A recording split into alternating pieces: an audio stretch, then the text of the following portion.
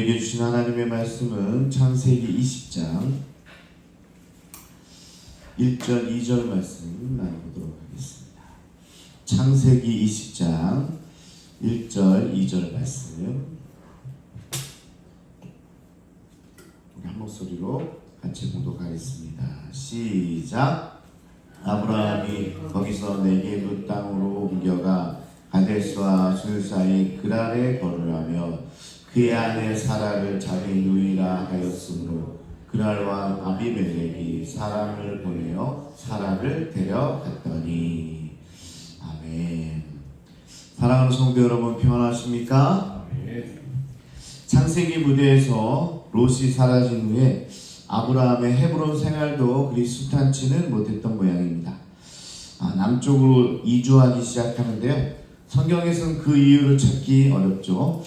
지난번처럼 기근이 심해져 내려갈 수도 있고 폐허가 된 소돔이 보이는 헤브론에서 더는 살고 싶지 않았을 수도 있습니다.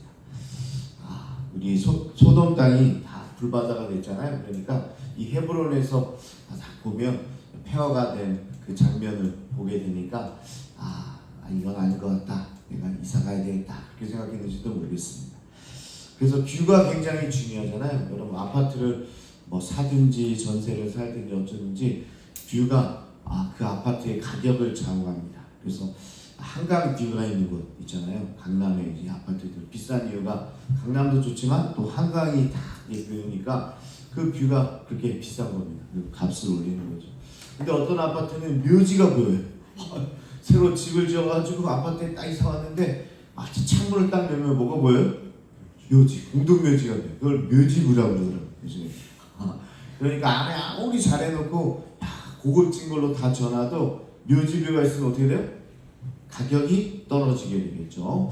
그런 것처럼 오늘 헤브론에서 기근이 들어서인지 아니면 소돔이 보기 싫은지 모르겠지만 어떤 이유에서든지 아브라함은 남쪽을 향해서 내려갔고 애굽까지는 가고 싶지 않았는지 헤브론과 애굽 중간에 있는 이 그랄이라는 땅에 머물게 됩니다. 그랄은 애굽과 달리 아브라함에게 안전했을까요? 안타깝게도 애굽에서 겪었던 일을 그랄에서 똑같이 겪게 됩니다. 아내를 누이 동생으로 소개했고 바로가 그랬던 것처럼 그랄 왕 아비멜렉이 이 사라를 아내로 데려가게 됩니다. 근데 좀 그때는 한 30년 전이잖아요. 그러니까 그때는 좀 예뻤는지도 모르겠는데 이제는 나이가 이제 90이 가까이 됐잖아요. 근데 이제 회춘을 했는지 여전히 아름다웠는지 그랄 왕이 이제 아브라함의 아내 사라를 데려가게 되는 거죠. 사람은 정말 안 변하는 것 같습니다. 그렇지 않습니까? 오늘 본문 어디서 본 것 같죠? 다시 아브라함은 똑같은 짓을 저질렀습니다. 그래서 그런 말이 있어요. 너무 많이 변하면 죽을 때가 가까이 왔나 보다. 사람은 안 변하는데 너무 많이 변한 거예요. 오늘 요즘에 제가 왜 저래? 그런 거예요? 죽을 때가 가까이 왔나? 그런 생각을 하잖아요. 자, 그런데요, 이번에는 사라 자신도 함께합니다. 공모를 했다는 거예요. 아비멜렉이 5절에서 이렇게 이야기합니다. 그가 나에게 이는 내 누이라고 하지 아니하였느냐? 이 아브라함에게 하였죠. 그 여인도 사라죠. 그는 내 오랍이라 하였사오나. 이번에 어떻게 해요? 아내도 함께 동조했어요. 아브라함이 오랍입니다. 설교하는 저나 새벽마다 말씀을 듣는 성도들이나 오늘 말씀을 정말 답답하기 그지없습니다. 맨날 이렇게 살아. 왜 이렇게 아브라함은 비겁한 모습을 반복할까요? 하나님의 약속을 받을 만큼 받았고 신앙 체험도 누구 못지않게 한 사람이 바로 이 아브라함입니다. 그렇죠? 하나님께서 그토록 분명하게 사라가 장차 아들을 낳을 것이라고 수차례에 걸쳐서 말씀해 주셨는데 남들에게 자기 아내라고 당당하게 말하지 못하고 애굽에서 겪었던 위기를 지금 이 그랄 땅에서도 반복하고 있다는 겁니다. 정말 이해하기 힘든 부분 아닙니까? 뭘 이렇게 똑같은 잘못을 자꾸 저질러. 마치 신앙과 실제의 삶이 따로 노는 듯한 모습이죠. 내가 주일날은 정말 거룩한 척하는데 일상에 돌아보면 똑같아요. 또 잘못하고 또 그냥 하나님이 원하시는 기뻐하시는 일을 살지 않는 겁니다. 이게 삶의 패턴으로 드러나고 있다는 겁니다. 같은 환경이나 분위기가 되면 자기도 모르게 같은 행동을 반복한다는 거예요. 그래서요, 우리가 삶의 패턴이 뭔가, 내 삶의 패턴이 항상 안 그러려고 해도 마지막까지 가는 사람 끝까지, 오늘 지금 마지막에 원서내야 될 5분까지 기다려요. 그리고 마지막까지 하는 겁니다. 늦는 사람은요 계속 늦어요. 또 급한 사람은요 그러지 말아야 되는데 또 서두르다가 조급하다가 그 일을 그르쳐요. 근데 이게 뭐예요? 패턴으로 남아있는 삶의 패턴. 그러니까 잘 안 바뀌죠. 바뀌면 어떻게 된다고요? 죽어요. 바꾸면 안 되겠냐, 죽으니까. 자, 같은 환경이나 분위기가 되면 자기도 모르게 같은 행동이 반복된다는 겁니다. 그게 긍정적이든 부정적이든 간에 나타나게 된다는 거죠. 보고 들은 것을 내 삶에 반복하다 보면 그렇게 되죠. 아버지가 술만 먹으면 상을 얻었던 그런 집안에서 자란 아들은요, 그걸 혐오하고 우리 집에 이것만 없으면 돼. 그래도 나이가 들어서 그쯤 되면요 화가 나니까 어떻게 해요? 자기도 상을 엎어버리는 거죠. 그게 삶의 패턴이라는 겁니다. 왜 많은 사람들이 하나님의 큰 은혜를 경험하고도 너무 쉽게 잊어버리고 이전의 삶으로 되돌아가는가?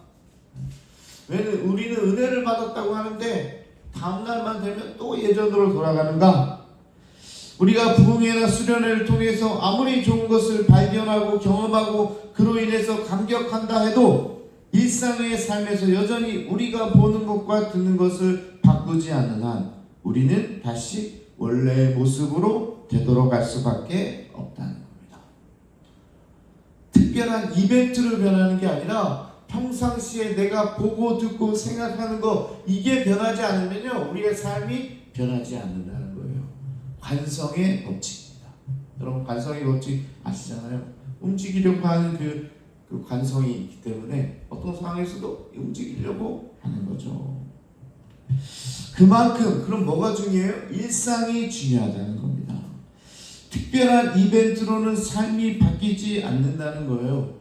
일상을 바꿀 수 있어야 삶의 패턴이 바뀌게 된다. 일주일에 한 번 교회 나와가지고 은혜를 받았어요. 은혜 받고 야 오늘 말씀은 나에게 주신 말씀 같아. 그래도요 그 다음날 일상이 바뀌지 않으면요 삶이 바뀌지 않는다는 거예요. 그래서 여러분들에게 제가 계속 이야기하는 거예요. 거룩한 습관을 들여라. 그 중에 하나가 바로 새벽에 나와서 기도하는 겁니다. 여러분 제가 힘들게 하려고 그러는 거 아니에요. 뭐 새벽 기도를 마치 주일로 율법으로 여러분들에게 와서 새벽에 안 나오면 참 신앙생활 못하는 겁니다. 그렇게 하려고 하는 거 아니에요. 여러분들에게 정말 거룩한 일상, 이 습관을 들여야지만 내 삶이 바뀌기 때문에 그래요. 안 그러면 안 바뀌거든요. 왜? 6일이라는 시간 동안 계속 보고 듣고 생각하고 하는 게 다 세상에 젖어 있는데 어떻게 바뀌겠습니까? 하루 와서 1시간 예배 드린다고 바뀌면요 그 사람은 정말 대단한 신앙인입니다. 그게 아니라 일상을 내가 바꿀 수 있어야 돼요. 꼭 새벽이 아니더라도 내가 정기적으로 내가 말씀을 보고 내가 무릎을 꿇고 기도하고 하나님 제가 어떻게 살아야 됩니까? 이렇게 하나님께 물어보는 삶이 있어야 우리의 삶이 바뀌는 거예요. 그런데 그렇게 기도하지 않으면요 그냥 아무리 결단력이 강한 사람이라고 할지라도 예전의 삶으로 돌아갈 수밖에 없는 겁니다. 우리의 삶의 일상이 90%고 신앙생활은 10%이기 때문에 그런 거예요. 일상이 바뀌지 않으면 삶의 변화는 찾아오지 않는다. 그러니까 날마다 무엇을 보고 듣는가, 이게 정말 중요합니다. 내가 뭘 듣고 내가 뭘 보고 내가 무엇을 묵상하며 살아가는가. 가랑비에 옷이 다 젖는다는 말이 있잖아요. 아무것도 아닌 것 같은데 매일 새벽마다 말씀을 듣고 삶을 결단하는 시간이 쌓이다 보면 어느새 고귀한 신앙으로 바뀌어 있을 줄로 믿습니다. 그냥 자리만 지키고 저는 뭐 할 줄도 없고요, 저는 뭐 능력도 없고요, 근데 자리 지키는 게 그게 능력이에요. 그러면요, 내 시간이 채워지면 내 삶이 바뀝니다. 내 임계점이 있어요. 아무리 끓여도요, 임계점이 다 다르지 않으면 물은 안 끓어요. 근데 어느 순간 딱 임계점이 다 다르면 물이 끓어버리는 거예요. 바뀌는 거예요. 그래서 여러분 그 자리를 지키시기 바랍니다. 그러면 어느 순간 내 신앙이 달라지게 될 것입니다. 여러분 믿으십니까? 네. 오늘 아브라함도 그랬어요. 여러 가지 신비적인 체험도 하고 은혜도 받고 하나님의 약속을 손에 쥐었어요. 하지만 그걸로는 믿음이 생기지 않았다는 겁니다. 삶이 여전했다는 거예요. 이를 보여주는 구절이 오늘 본문은 아닌데 13절에 보니까 하나님이 나를 내 아버지의 집을 떠나 두루 다니게 하실 때 내가 아내에게 말하기를 이후로 우리의 가는 곳마다 그네는 나를 오라비라 하여 그것이 그대가 내게 베풀 은혜라 하였노라. 이렇게 이야기합니다. 평소에 아내하고 무슨 얘기를 했어요? 네. 어딜 가든지 낯선 곳에 가면 나를 오라비라고 해. 그게 내게 주는 은혜야. 그러면서 산 거예요. 사라를 아내로 취한 일 때문에 하나님으로부터 강력하게 경고받은 그날 왕 이 아비멜렉이 아브라함 불러서 왜 자신에게 거짓말을 했는지 물어봐요. 따져봐요. 이게 이제 내일부터 나올 텐데 이에 대한 아브라함의 대답이 그랬다는 거예요. 처음 광야로 나올 때부터 그렇게 아내하고 합의를 본 거예요. 어디를 가든지 그렇게 지금까지 해왔습니다.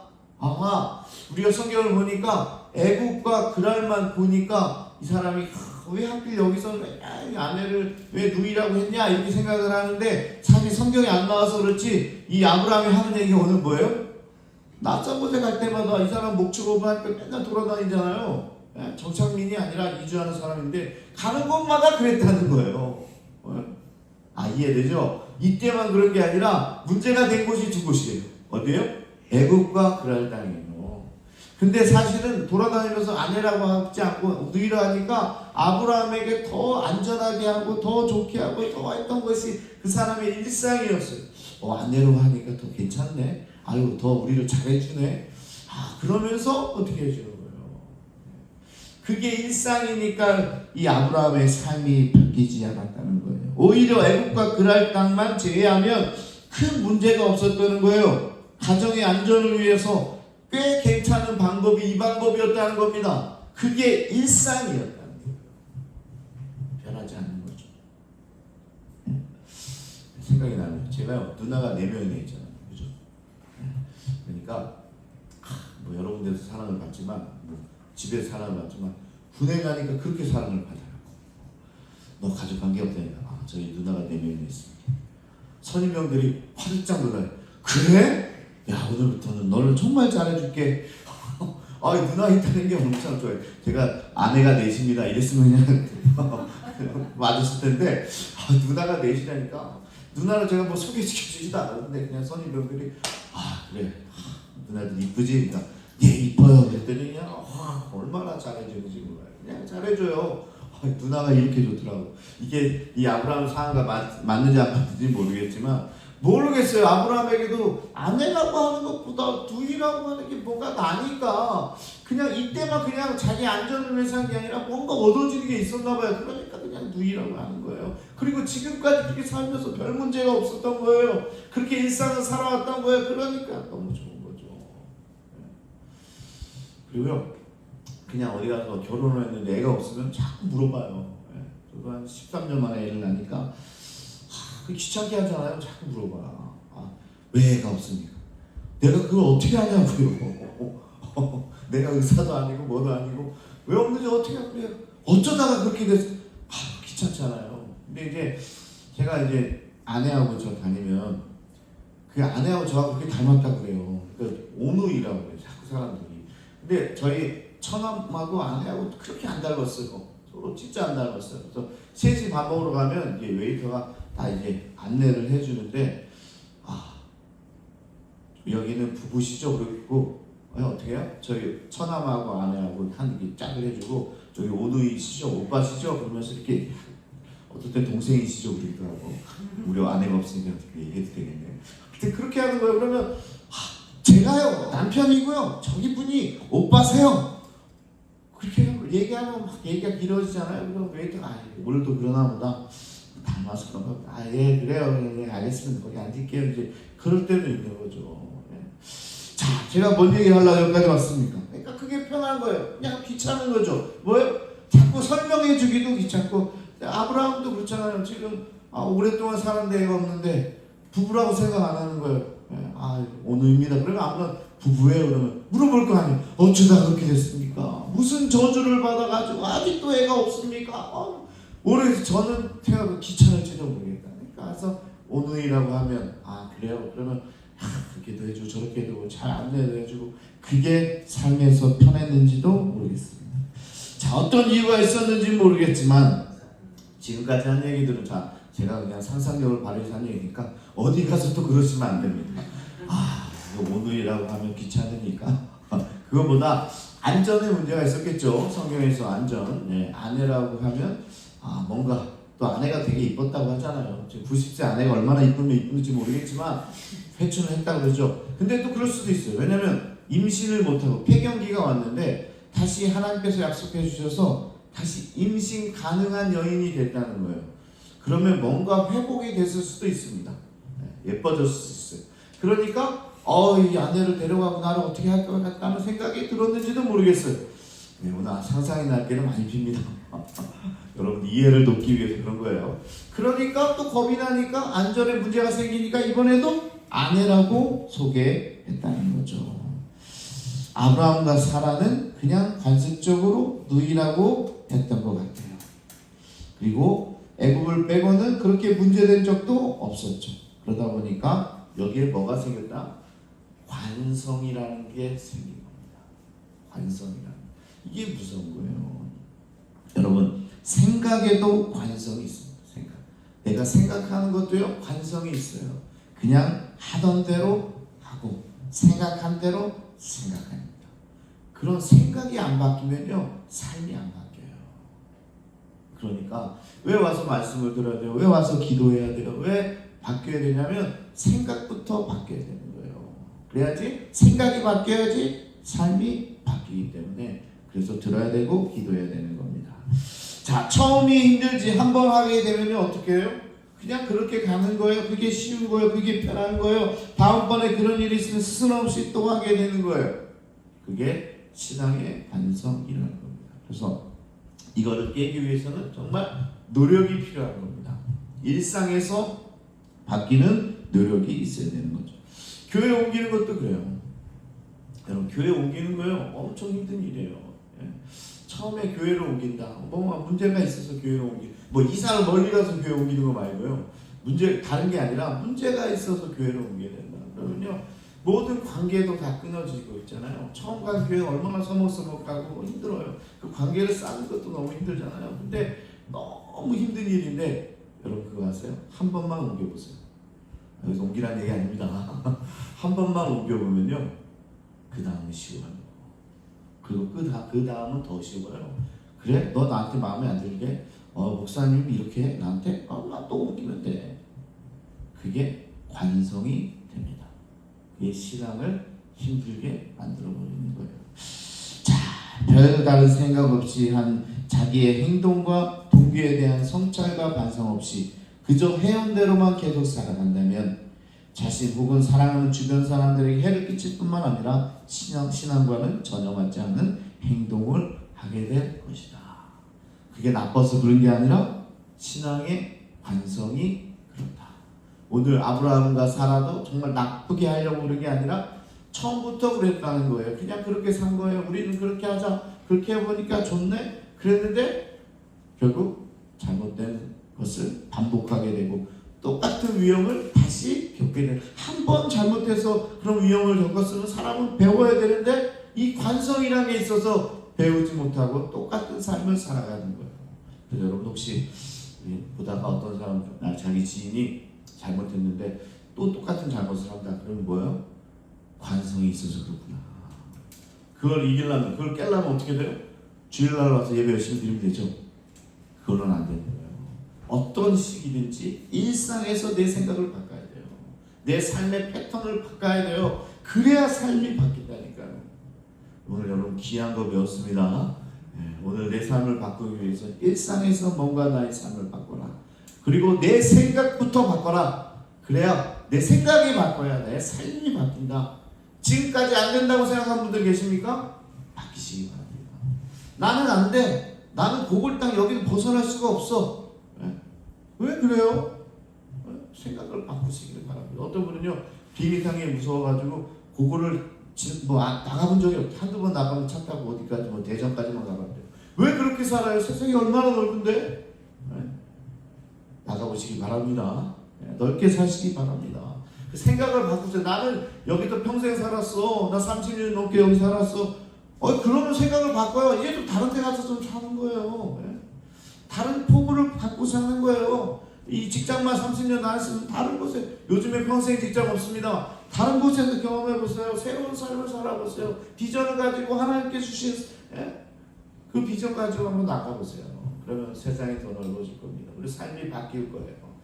자, 여러분들 오늘 삶의 관성, 신앙의 관성, 이것은 결국은 일상에서부터 변한다. 그래서 오늘 여러분들이 이렇게 일상을 지키고 자리를 지키고 있는 여러분들은요, 이미 삶이 변화가 시작됐다. 이렇게 믿으시기 바랍니다. 그래서 오늘 함께 기도하겠습니다. 우리 주여 한번 부르시고, 아무리 믿음의 조상 아브라함이라고 해도 일상이 변하지 않으니까 그렇게 살면서 아내를 자꾸 누이라고 하면서 그렇게 했던 것이 자기에게 도움이 됐다고 여기니까 그렇게 신앙이 성숙하고 정말 신앙적으로 이렇게 자라남에도 불구하고 초신앙 때 애굽에서 했던 잘못을 똑같이 아주 한두 시도 틀리지 않고 똑같이 당하고 있고 위기를 당하고 아내를 빼앗기고 있지 않습니까? 아버지 하나님, 오늘도 기도할 때 아버지 하나님, 내 삶에 정말 일상부터 변하게 하여 주옵소서. 일상을 변화시키는 자가 되게 해 주옵소서. 이제 우리 주여 한번 부르시고 통성으로 함께 기도하겠습니다. 주여, 아버지 하나님 감사합니다. 오늘도 귀한 아버지 하나님 말씀을 통해서, 오늘 아브라함의 삶과 또 사라의 삶을 통해서 오늘 우리가 배웁니다. 아버지, 이제 정말 30년 넘게 하나님의 말씀을 듣고 살았고 그렇게 경험하고 이렇게 살았는데도 여전히 변하지 않고 초신앙일 때 잘못된 것을 똑같이 30년이 지났는데도 똑같이